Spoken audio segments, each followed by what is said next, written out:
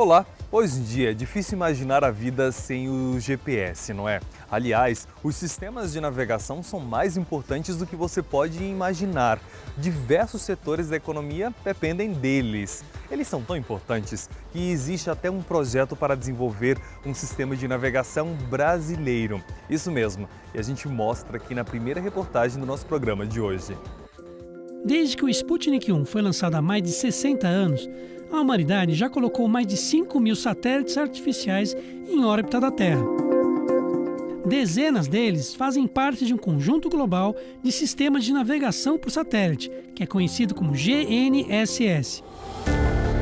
O mais famoso desses sistemas é o GPS, criado pelos Estados Unidos, mas já existem outros em funcionamento, e todos dependem de satélites artificiais em órbita terrestre.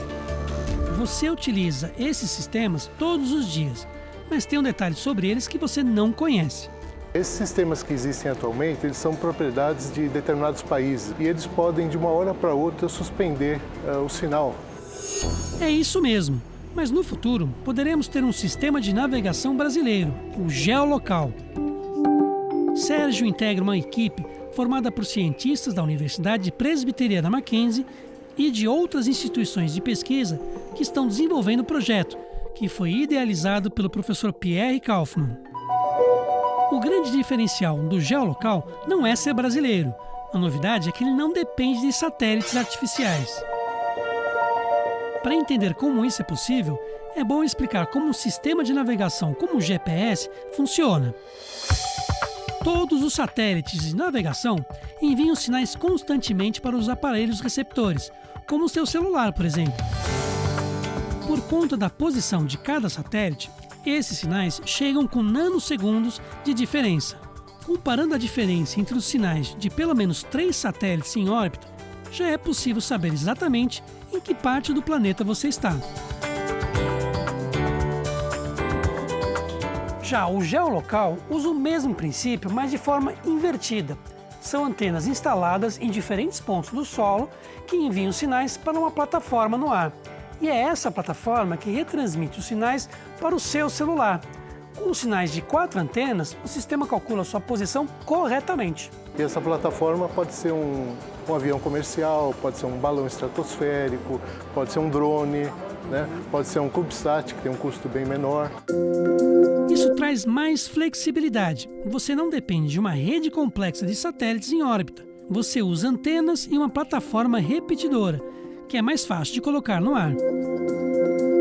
Imagine que você é um fazendeiro e precisa posicionar tratores em uma plantação. Basta usar um drone. Agora, se você quer fazer a localização de pessoas e objetos em uma área maior, você já pode usar CubeSats.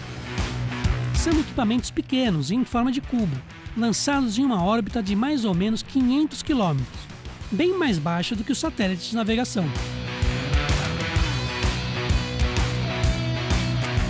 Ok, você pode achar que os sistemas de navegação servem apenas para te ajudar a se encontrar nas ruas, mas não é bem assim não. Os GNSS têm uma importância estratégica hoje em dia. Vamos deixar que Jean-Pierre, um especialista francês que integra a equipe de pesquisa, explique para você. Setor econômico, transações bancárias, que precisam hoje em dia de uma precisão de 1 milionésimo de segundo, setor de agricultura de precisão, setor energético, para telecomunicações e, obviamente, o setor militar. E esses são apenas alguns exemplos. Empresas de transporte, de engenharia, órgãos públicos, todo mundo depende desses sistemas, até a sua operadora de celular. Questões de retransmissão de sinal de celular, elas são sincronizadas pelo relógio do GPS, então deixando de ter sinal de GPS, em pouco tempo teu celular deixa de funcionar. E existe outro detalhe, como os satélites de navegação ficam em órbitas muito altas, o sinal que eles emitem sofre interferências ao atravessarem a ionosfera, uma camada da atmosfera que fica entre 60 a 1.000 quilômetros da superfície terrestre. Isso gera atrasos na recepção, que apesar de serem compensados pelo sistema, podem causar erros de localização. Você tem erro, às vezes, de GPS em torno de 10, 15 metros. Então, quando você está no teu carro, por exemplo, isso não é problema, é o suficiente para o teu sistema saber em que avenida você está, por exemplo. Mas para aplicações que exigem mais precisão, isso acaba sendo um problema sério. E o geolocal consegue reduzir essas imprecisões. No caso do novo sistema geolocal, e por ter a possibilidade de usar outras plataformas, isso implica que você não necessariamente tem que atravessar essa ionosfera, tá? Mas ficar embaixo dela. Aí as condições são menos drásticas, porque os atrasos são bem menores. Os professores já fizeram diversas simulações em computador e estão se preparando para as próximas etapas do projeto. A parte teórica já está bem definida, já temos algumas patentes em cima desse projeto também, né? E agora nós estamos partindo para protótipos. Agora esperar para ver os resultados de mais esse avanço da ciência brasileira.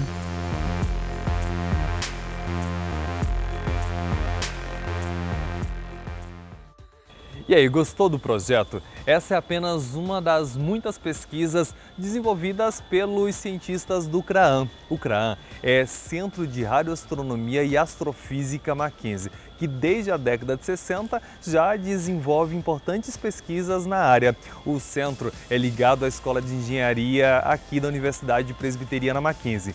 E olha, a gente promete ficar ligado em qualquer novidade que tiver sobre esse projeto para trazer para você.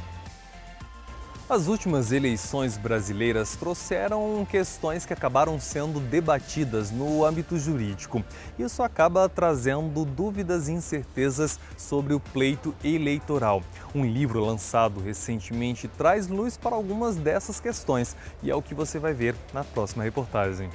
Com uma população de cerca de 208 milhões, o Brasil chegou à marca de mais de 147 milhões de eleitores aptos a votar em 2018, um crescimento de 3% em relação às eleições de 2014.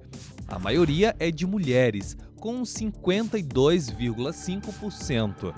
Cerca de 70% dos eleitores estão concentrados nas regiões Sudeste e Nordeste.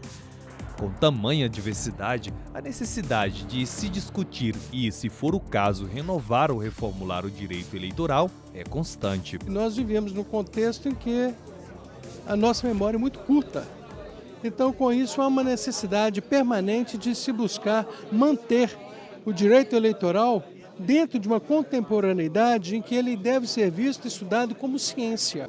Discussões como esta e outras nuances acerca do direito eleitoral contemporâneo estão reunidas neste livro, organizado pelo ex-desembargador e atual professor do curso de Direito da Universidade Presbiteriana Mackenzie, José do Carmo Veiga de Oliveira, em parceria com o advogado Ronaldo Crespilho Sagres. O objetivo foi reunir diversas visões dos advogados que atuam na justiça eleitoral, oferecendo textos de forma, inclusive, até didática, sem tanto juridiquês, né? Mas com o objetivo de trazer diversas opiniões, né, para o próprio eleitor e para aqueles que se interessam em conhecer um pouco mais dessa justiça que é extremamente dinâmica, célere e que hoje é pauta de todos os assuntos e jornais aí do dia a dia. Esse trabalho que foi desenvolvido com a reunião desses 14 autores, com esses artigos todos publicados agora,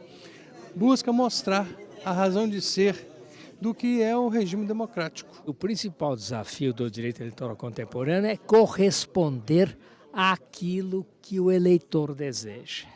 É uma dificuldade muito grande, porque há uma separação entre o eleito e o eleitor. A representação está completamente em frangalhos.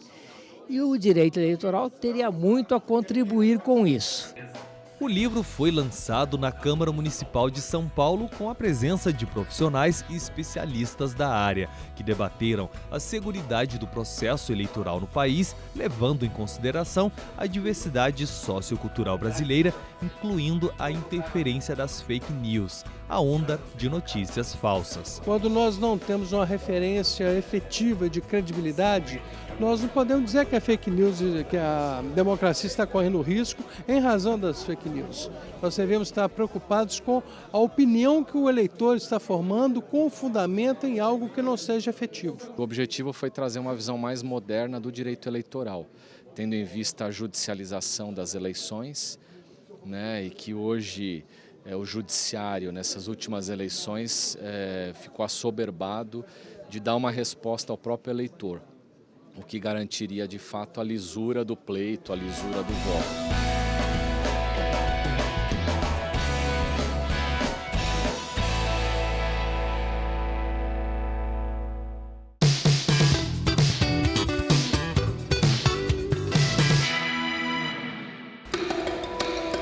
Só quem está na reta final do ensino médio sabe como essa fase é turbulenta. Matérias e mais matérias para estudar, livros para ler e as tão temidas escolhas do curso e de qual universidade ingressar. Mas calma, não se desespere. Com toda essa tecnologia ao nosso favor, esse processo se tornou muito mais fácil. Acompanhamento vocacional, videoaulas, podcasts, testes e simulados online se tornaram os melhores amigos da maioria dos vestibulandos. Agora imagine ter tudo isso em um evento só. O Preparadão Universia, um encontro realizado pelo Santander na capital paulista, que apresenta o que há de melhor em metodologia, tecnologia e conteúdo para realizar atividades divertidas e preparatórias para o Enem, contando também com estandes das universidades mais importantes do país. Muito importante a nossa participação hoje aqui e temos um stand bem estruturado em que nós estamos apresentando as oportunidades que os alunos têm ao ingressarem na nossa universidade, o nosso portfólio de cursos, a motivação que nos leva a ter o ensino que nós ofertamos aos nossos alunos, a metodologia que é utilizada. Durante todo o festival, mais de 6.000 estudantes participam de atividades de matemática, redação, biologia, física e química, além de terem contato com experiências interativas ligadas à inteligência artificial. A gente entende que o futuro nós precisamos plantar agora, né, isso devagarzinho para que os jovens entendam a base, um pouco mais da estrutura, da fundamentação do ensino dentro da tecnologia, e isso a gente acaba levando para as instituições das disciplinas para mostrar essa importância da tecnologia em várias profissões, que hoje os alunos buscam áreas de arquitetura, como nos passaram aqui, fisioterapia, e a gente está tentando mostrar que a inteligência artificial e tecnologia está em várias profissões dentro do mundo de hoje e novas que estão por vir, né, daqui para frente. Entre os convidados estão youtubers, influenciadores digitais, professores e profissionais na área de orientação vocacional. Olha, a gente é até surpreso porque muitos aqui já chegam decididos, mas alguns não, uma boa parte ainda em dúvida. E aí as dúvidas são quanto ao futuro, o que eu posso fazer, áreas em que tenho melhor desenvolvimento, meus interesses também onde pode se aplicar em quais campos da vida profissional,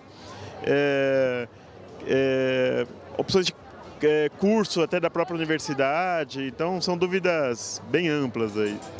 Mas calma, não tem por que se desesperar. Basta acreditar no seu potencial e usar todo o autoconhecimento a seu favor. A ideia é fazer uma boa reflexão sobre a escolha, avaliar bem, conseguir perceber em si características que são importantes, são mais constantes para a vida aplicada da vida profissional e também se informar, ter o máximo de informação possível sobre carreiras e profissão.